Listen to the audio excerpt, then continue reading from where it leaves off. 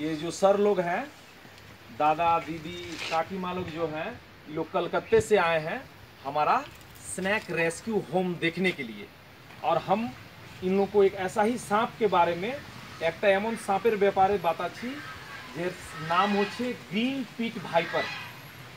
ये सांप haemotoxin poison को छोड़ता है, और हीमोटॉक्सिन एक ऐसा पॉइजन है जिसमें हाई प्रोटीन।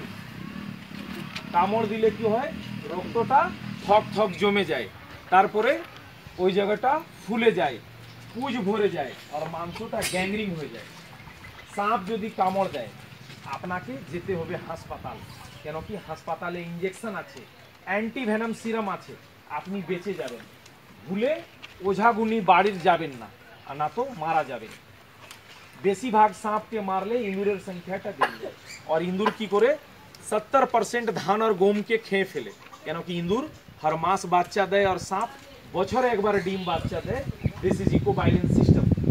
हम चाहते हैं कि हमारा दादा कुछ सांप से संबंधित या हमारे बारे में कुछ बताए लोगों को। তো আমি তো গড়পঞ্চকোটে এসেছিলাম পাঞ্চেত ক্যাম্পে, তো সেখান থেকে শুনলাম এখানে, তো না আসলে দেখতে পেতাম না। ইনি তো মোবারক ভাই এত সুন্দর যে সাপ নিয়ে একটা কর্মকাণ্ড করেছেন। তো এখানে মানে পাইথন থেকে মানে কিং কোবরা থেকে মানে লটস অফ সাপ উনি যেভাবে মানে অ্যাকচুয়ালি ভালো না বাসলে তো রাখতে পারবেন না, তো উনি মোটামুটি অলমোস্ট সন্তান স্নেহে এদেরকে রেখেছেন। আমি দেখে খুব মানে ভেরি মাচ হ্যাপি।